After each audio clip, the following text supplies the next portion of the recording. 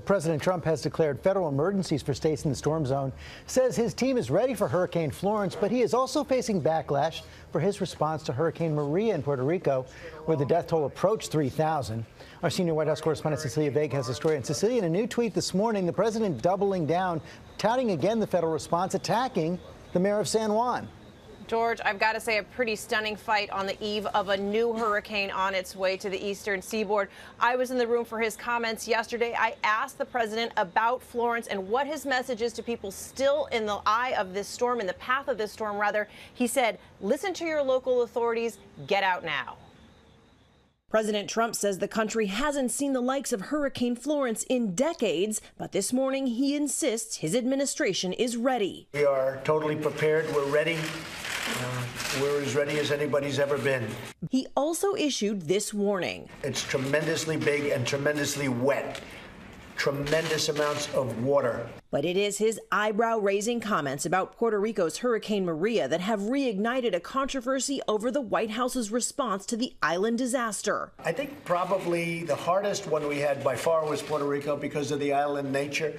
And I actually think it was one of the best jobs that's ever been done. One of the best jobs ever, leading to the deadliest hurricane in modern American history. The death toll for Maria, vastly underestimated in the immediate aftermath, ultimately was a staggering 3,000 people. In the aftermath, FEMA admitting it could have better anticipated the severity of the storm and its potential to cause long-term significant damage. Critics blasted the president's response from the beginning. During his visit to the island after the storm, President Trump tossed paper towels to hurricane victims. Nearly a year later, with another potential disaster looming, the president giving himself and his team stellar reviews. I think Puerto Rico was incredibly successful. I think that Puerto Rico was an incredible unsung success. The mayor of San Juan telling ABC News he never got it, he will never get it. And of course, in that new tweet this morning, the president is lashing out and in a fight with the mayor of San Juan, calling her incompetent. It is not just the mayor pushing back on President Trump right now.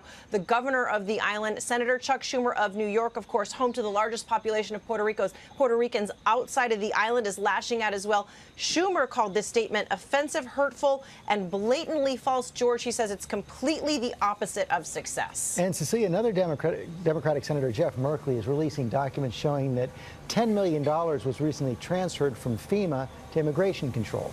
Yeah, the documents appear to show this, George, and this was Merkley revealing these documents on a cable TV show overnight. He says this money went towards, was diverted from FEMA to ICE to be used towards this zero tolerance policy separating migrant children from their parents. The Department of Homeland Security, though, is pushing back strongly on this one. They're calling this a political stunt. They say under no circumstance was disaster relief funding used for immigration enforcement, George. Cecilia Vega, thanks very much.